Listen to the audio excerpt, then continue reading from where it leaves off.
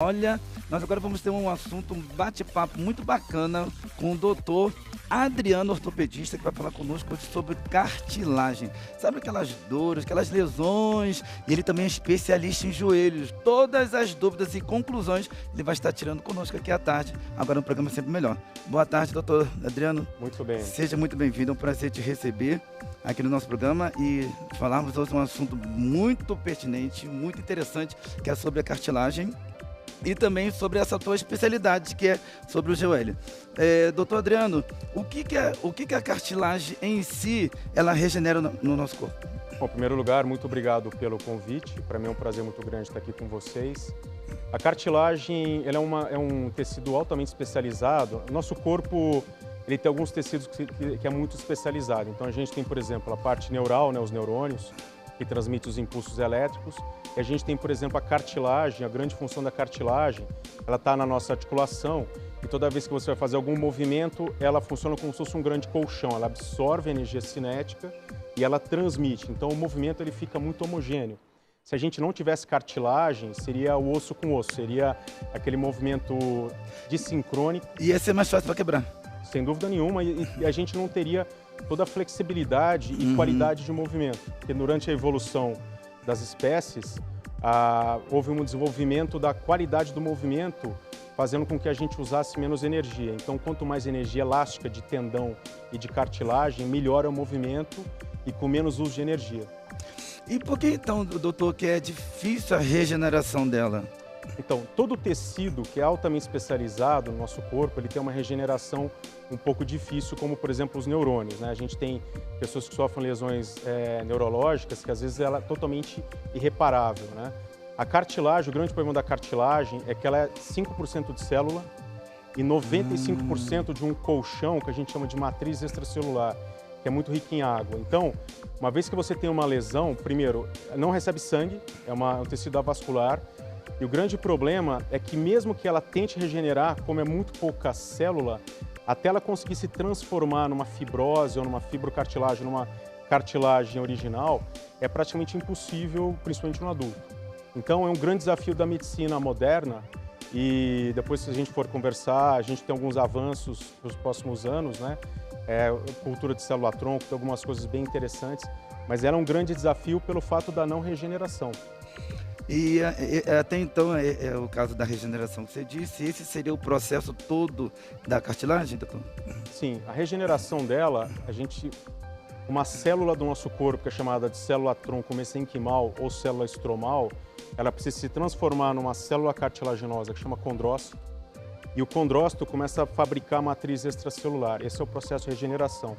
O grande problema é que ele pode não ser completo ou, às vezes, ele pode levar muito tempo. Isso depende muito do indivíduo, idade do indivíduo, atividade física.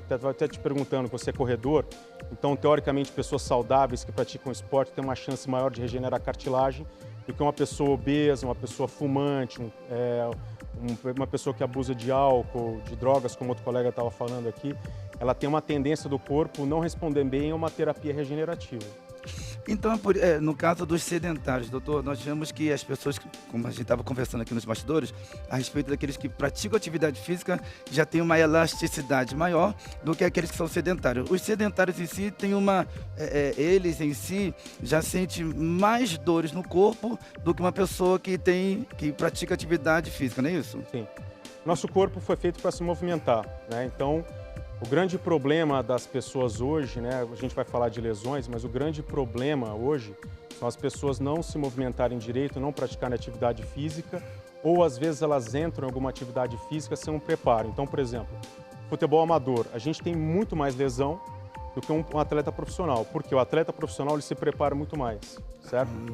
Quando você treina academia, corrida, crossfit ou joga futebol, mas você está dentro do seu limite fisiológico, você quebra, você destrói, entre aspas, tecido, cartilagem, osso, músculo. E quando você dorme, você tem um chamado recovery, você tem uma regeneração tecidual. Então, pessoas que praticam esporte, elas tendem a ter uma reconstituição de toda, não só da cartilagem em si, mas tudo que envolve a cartilagem, o líquido sinovial, a membrana que envolve o joelho, que envolve as articulações, os tendões. Então, ela tem uma facilidade maior de regeneração. todos os estudos que comparam pessoas sedentárias com pessoas ativas mostram que ao longo do tempo as pessoas sedentárias degradam mais cartilagem, perdem mais cartilagem. E tem uns estudos bem interessantes que mostram que quanto mais ativo, mais você libera enzima anti-inflamatória dentro da articulação. Por isso, como eu sou médico do esporte também, eu prescrevo esporte. Então, todo mundo que me procura com qualquer lesão que seja, cartilagem, qualquer lesão que seja no corpo, na fase final eu prescrevo atividade física. Entendi. Nós vamos falar também um pouquinho sobre o assunto que aconteceu na semana passada a respeito do jogador Neymar. Mas antes disso, você estava comunicando aqui agora, doutor, me vem em mente acerca do que a mídia em si tem divulgado sempre em programas comerciais a respeito de publicidade de comprimidos, essas medicações. Você toma o cálcio tal que é bom para os seus ossos, você toma cartilagem de tubarão que é bom para isso. O que você fala a respeito dessas pessoas, até mesmo acima dos 40 anos, estarem sendo adeptas desses remédios, dessas medicações, sem estarem fazendo nenhum tipo de atividade física? Então, vamos lá. Assim, o meu trabalho, eu tento basear o máximo possível em ciência. Né? Existem níveis de evidência científica, ou seja, quando você lança um remédio no mercado, por exemplo, um remédio para reduzir a pressão arterial, ele tem que passar por 7 fases de teste até que a gente veja que realmente tem evidência científica de que ele funciona. Essa classe de remédio, colágeno, glicosamina, condroitina, cúrcuma, diacereína, eles são remédios que a gente classifica como nutracêuticos, ou seja, você toma e teoricamente vai agir na articulação. A gente sabe que toda vez que a pessoa toma alguma medicação, ela tem um efeito placebo, 30% das pessoas melhoram. Não existe evidência científica, pelo menos robusta, nível 1, de que a pessoa tomando um colágeno ou tomando uma glicosamina, aquilo vai regenerar cartilagem. As pessoas que melhoram, a gente não sabe se tem efeito placebo ou não. Então, eu, particularmente, pensando no custo de um tratamento, todo tratamento tem um custo, eu costumo não prescrever. Novamente, eu prescrevo dieta de qualidade, prescrição de atividade física dentro daquele limite fisiológico da pessoa e eu prescrevo... Você faz um cronograma, é isso? Qualidade de vida, entendeu? Qualidade de vida. É diário na vida da pessoa. Sim. Tanto a atividade física está incluído, quanto a alimentação. Sim. Só da pessoa reduzir o peso dela, principalmente se ela reduzir gordura abdominal, ela já reduz em torno de 40% a 50% do sintoma. Ela reduz a chamada reação inflamatória sistêmica no corpo. Então, só dela já começar a se alimentar melhor, ela já reduz a inflamação e dores articulares. Porque, ainda nesse assunto, porque muitas pessoas elas falam assim, eu não tenho paciência para poder praticar atividade, não faço academia, não faço aquilo, mas as propagandas em si, elas falam, toma cartilagem de tubarão, toma o colágeno tal, porque vai melhorar a tua pele, vai melhorar isso, e elas absorvem aquilo para ela, e elas vão tomando diariamente aqueles comprimidos, achando que para ela está tudo bem, não é isso, doutor? Aquilo fomenta, existe o fomento, né? Obviamente a indústria tem interesse nos suplementos, mas não existe evidência que aquilo vai agir e regenerar a cartilagem e a gente pode estar fomentando um transtorno de hipocondríaco, né? Então, eu particularmente não prescrevo. Quando que eu prescrevo? Se você chegar no meu consultório e falar assim, eu tomo e realmente quando eu estou tomando, eu melhoro. E eu sei que custa caro, mas eu quero continuar tomando. Ok. Ou aquela pessoa que tem uma indicação de uma cirurgia cartilaginosa e ela quer ao máximo possível tentar não ser operada. E ela sabe que aquele medicação pode não surtir efeito. Ok. Tem que ser muito bem combinado. Agora, tratar como monoterapia, ou seja, eu vou entrar com suplemento alimentar, eu vou te tratar exclusivamente assim, eu particularmente sou contra. Entendi. Como você trata exatamente no departamento esportivo com os jogadores, eu fico imaginando o peso da responsabilidade de todos os jogadores quando estão jogando a respeito de sofrerem determinados tipos de lesões, contrações nos jogos.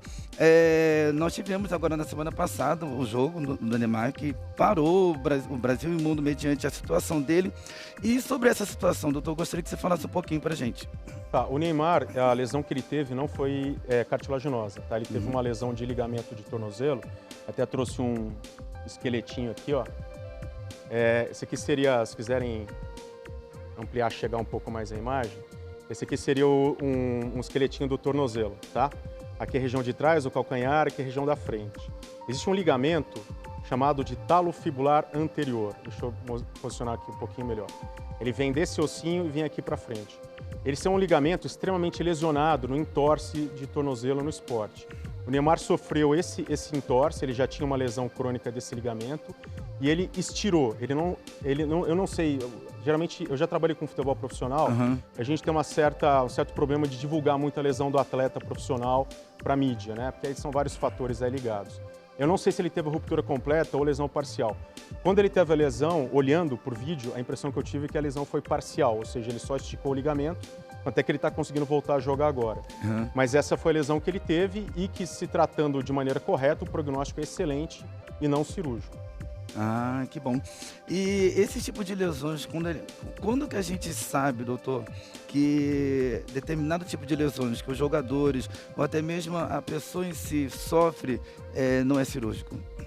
Então, aí depende muito da articulação e depende muito dos sintomas da pessoa. A grande maioria das lesões, elas não são cirúrgicas. A grande maioria são de reabilitação, a fisioterapia, inclusive a fisioterapia brasileira, eu considero a melhor do mundo. Eu já saí várias vezes do Brasil para estudar e a nossa reabilitação... Não achou igual? Não, a reabilitação brasileira não tem igual. Os trabalhos publicados no mundo todo dos fisioterapeutas brasileiros são excelentes. Algumas lesões que antigamente se achavam que eram de tratamento cirúrgico, como por exemplo uma que é popular entre corredores, chamada de condromalácia, que é uma lesão cartilaginosa da patela, antigamente saía se operando, se teve muito mau resultado ao longo do tempo, e hoje em dia a gente sabe que a condromalácia está ligada a fator biomecânico, ou seja, a pessoa não se movimenta direito, não sabe se programar para o esporte e ela vai correr e ela acaba tendo uma sobrecarga cartilaginosa e dificilmente ela vai para uma cirurgia. Casos extremos, avançados, acabam indo para a cirurgia, mas com uma compreensão melhor da lesão no esporte, porque uma vez que você tem a lesão no esporte, você tem que saber o porquê que aquilo aconteceu. Você sabendo o porquê aconteceu, fica mais fácil de você determinar o tratamento. Não adianta nada você indicar um tratamento cirúrgico, sabe? Às vezes a pessoa volta e se relesiona, mas a grande maioria é de tratamento não cirúrgico. Doutor, nós sabemos que todos nós adultos, até os adultos que estão nos assistindo agora, eles têm que ficar muito atentos mediante a praticar, fazer atividade física concernente à sua saúde, a cartilagem, essa coisa toda. Tem uma idade específica em que até os adolescentes também já têm que ficar atento e ligado concernente a isso? Com relação à atividade física? Continue a atividade, porque os jovens hoje em dia estão deixando de lado essa prática e estão ficando também sedentários. Então, eu acho que a atividade física ela tem que começar na infância, obviamente ela tem que ser muito bem programada, a qualidade do movimento, a fisiologia do esporte na criança é totalmente diferente do adulto. Depois ela tem que prosseguir durante a adolescência, ela tem que continuar na vida adulta para que seja um adulto saudável, com boas ideias. E a gente sabe hoje que o esporte, a gente sabe exatamente quais são os hormônios, como eles agem no nosso corpo, melhorando a longevidade e reduzindo a possibilidade de a gente ter alguma doença grave lá na frente, inclusive o câncer. Então hoje o órgão endócrino, o maior órgão endócrino no nosso corpo é o músculo. Antigamente se achava que era só endorfina que causava o bem-estar do esporte. Não, a gente sabe que hoje o músculo ele secreta um hormônio chamado de miocina. E a miocina, ao longo do tempo, ela vai tendo efeito no corpo da pessoa e vai aumentando a longevidade, vai reduzindo o risco dessas doenças. Então a gente sabe que por exemplo, quem corre, quem pedala, quem faz musculação, tem uma chance muito menor lá na frente de ter câncer, de ter doença, de ter demência senil, de ter Alzheimer. Isso antes, no caso, né? Isso, fazendo atividade física antes. Agora você citou os adolescentes. A gente vive hoje, eu considero um problema que a grande maioria dos adolescentes hoje fica muito tempo em computador. Sim. Computador e celular. Isso na minha época, eu sou dos anos 80, não existia. Computador, celular e tal. Então, eu tenho, assim, infelizmente, cada vez mais operado joelho de criança e de adolescente, de lesões que eu só vi em adultos. Por quê? Caramba. O adolescente está o dia inteiro no celular, o dia inteiro. Ele vai descer para jogar um basquetinho, para jogar um futebolzinho. Ele não tem o preparo físico. Já começa a sentir dores. Ele sente dores ou ele rompe o ligamento, ele tem uma lesão de cartilagem. Às vezes, descendo uma escada correndo, ele tem uma lesão de cartilagem, que antigamente eu só vi em adulto. Eu, por exemplo, fui criado na rua. Anos 80 era mais seguro. Sim. Então, jogava bola queimada, futebol de areia. Então, a gente se movimentava mais nos anos 80 até os anos 90. E agora, por problemas sociais e pela tecnologia, o pessoal fica muito em casa Então, infelizmente, eu tenho pego lesões que eu só vi em adultos. Rapaz. E, por exemplo, ano passado eu operei 3 crianças abaixo de 10 anos de ligamento cruzado anterior. Que isso, doutor? Sério? Sério. Então, Uau. Antigamente não existia isso. Você vai pegar a literatura, tem muito pouco estudo de reconstrução de ligamento cruzado anterior em crianças. E tem acontecido.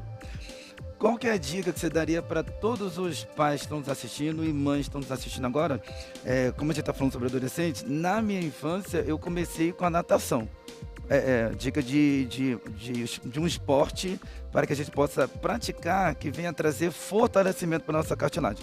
Eu deveria ter uns 7 para 8 anos, comecei com a natação. Depois da natação, que vem a caminhada, a corrida, e sou adepto a isso até hoje. Qual que é a dica que você dá para todos os pais que estão nos assistindo agora? Eu acho que todas as crianças têm que ser estimuladas, né, para praticar atividade física.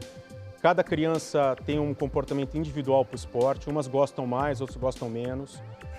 Eu, por exemplo, quando era criança e adolescente, até na vida adulta, eu gosto de esporte. Eu, particularmente, não gosto de esporte de grupo. Então, futebol, basquete, hand, vôlei, eu nunca gostei muito. Até que era ruim demais no futebol. Mas eu sempre gostei muito de esporte, natação, eu gosto de fazer travessia oceânica, faço mountain bike até hoje, já competi em mountain biking, gosto muito de esporte de aventura, montanhismo. A criança ela tem que começar sentindo. Se a criança gostar muito do esporte, começar a ter uma imersão muito grande no esporte, quiser se profissionalizar, é muito importante que os pais busquem treinadores profissionais de educação física qualificados que entendam de criança e de adolescente para acompanhar. Porque no futebol, por exemplo, a gente pega os jogadores de base, eles começam muito cedo e dependendo da lesão que eles venham a ter, pode interromper a carreira de maneira definitiva. Às vezes é um craque, e às vezes ele acaba tendo uma lesão que não consegue se tratar, uma lesão grave, e acaba perdendo um tempo da carreira, e isso vai decepcionar tanto a criança quanto os pais. Então é importantíssimo se preparar para o esporte, independente da idade. É importantíssimo ter um profissional de educação física qualificado naquele esporte fazendo acompanhamento, senão vai lotar meu consultório. É isso aí, lotar no sentido pejorativo de querer cuidar das pessoas, não é isso, doutor? Sim, sem dúvida. De tratar e fazer as pessoas estarem bem, restabelecendo a saúde delas, para que nunca mais elas venham causar danos, não é Eu isso? gosto muito do que eu faço, mas eu não gosto de ver tanta gente lesionada, como você está tendo agora. Doutor, o que acontece quando a cartilagem acaba? E aí? Então, a cartilagem, ela tem uma vida programada, né? Isso é geneticamente programado. Se a gente começar a pegar aqueles idosos de 80 anos de idade, que correm, que fazem atividade física, você vê eles na linha de chegada, todos eles, sem exceção, têm artrose. A artrose é o desgaste cartilaginoso. Quando a cartilagem envelhece de maneira saudável, só 10% das pessoas têm algum sintoma. E ainda assim são pessoas que estão fora do peso, são obesas. Então todo mundo vai ter desgaste de cartilagem. Todo mundo na vida, todo mundo vai ter. O importante é você saber se aquele desgaste ele está ou não dentro da sua faixa etária. Tá? Eu tenho 49, se eu fizer uma ressonância, óbvio que vai vir uma condropatia grau 2, grau 3. Eu não sinto nada no joelho, eu consigo pedalar, eu subo dessa escada, não tenho nenhum problema. O grande problema é quando você tem um desgaste muito grande. Pessoas que operaram ligamento, pessoas que perderam menisco, pessoas que romperam a cartilagem e não se trataram. Então, por exemplo, a pessoa saiu para jogar um futebol, torceu, rompeu, fez uma lesão cartilaginosa e não se tratou. A degeneração, o envelhecimento, ele é muito rápido, se não tratado. E aí a gente tem a artrose, entre aspas, doença. É diferente da artrose, envelhecimento saudável. Eita.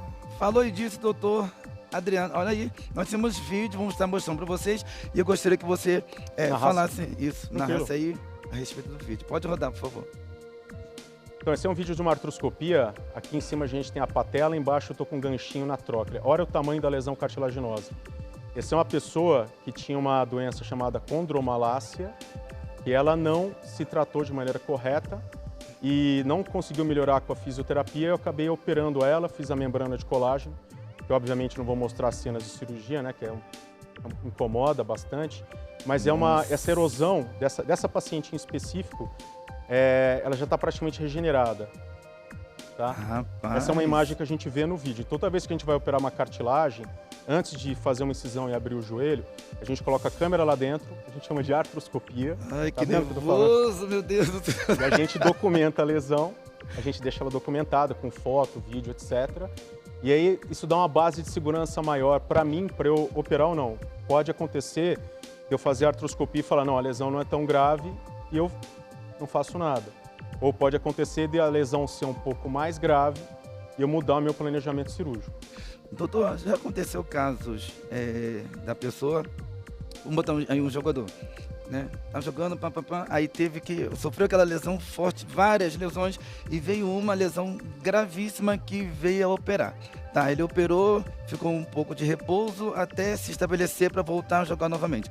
Já aconteceu o caso dele se arriscar novamente no jogo e ter que operar novamente? Sim. O atleta profissional, a forma da gente encarar o atleta profissional, você está citando o futebol, sim, ele é um pouco diferente, porque o atleta profissional ele tem um tempo de rendimento.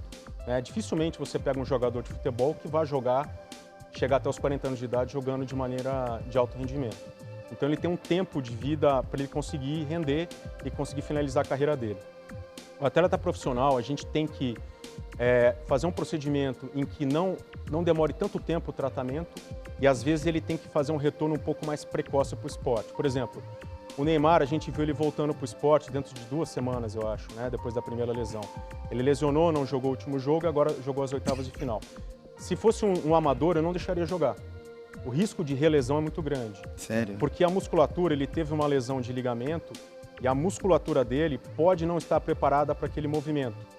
A rapidez neuromuscular pode não estar sendo suficiente para ele conseguir jogar bola de maneira não profissional, vamos falar de amador, de uma maneira de um rendimento bom. Ele torce, uma lesão que poderia não ser tão grave, ela se torna mais grave. Mas o atleta profissional, a gente acaba muitas vezes, lesões que são cirúrgicas, a gente acaba fazendo um tratamento, entre aspas, um pouco mais paliativo, focando no retorno para o esporte e muitas vezes o tratamento cirúrgico a gente tenta recolocar o mais rápido possível. Só que são pessoas que têm uma bagagem de massa muscular de recovery muito grande. Então isso facilita para a gente conseguir recolocar. Entendi. É isso aí, doutor. Nossa, que matéria, que entrevista maravilhosa que você poder nos proporcionar aqui nessa tarde. Nossa, adorei. Agradeço. Você poder estabelecer tudo. Só uma dúvida, uma dúvida. O mesmo cuidado e esforço que a pessoa tem ao subir uma escada é o mesmo que você tenha também para poder descer da escada, não é isso? Porque tem muitas pessoas que, né, tá subindo o degrau, os caras, seja lá o que for. Subiu, mas quando desce, quer descer numa rapidez, e não é por aí, né, doutor? Na verdade são padrões de contração muscular diferentes. Quando você sobe, você tem um padrão de força que chama concêntrica, que é menos lesivo, e a excêntrica, que é a desaceleração, que é descer a escada, é muito mais lesivo. É por isso que os esportes que têm desaceleração, como por exemplo a corrida, tem muito mais lesão. As pessoas se machucam muito mais na descida do que numa subida, entendeu? E as pessoas acham que é na subida que vão se machucar e esquece que na descida, muito mais na descida tem mais risco, né? Mas agradeço demais aí, tô à disposição. Eu que agradeço e eu quero te pedir aí que você deixe os seus contatos, telefone de contato aí, redes sociais, fica à vontade. Tá. A rede social é @doutor.adrianoleonardi, meu site www.adrianoleonardi.com.br.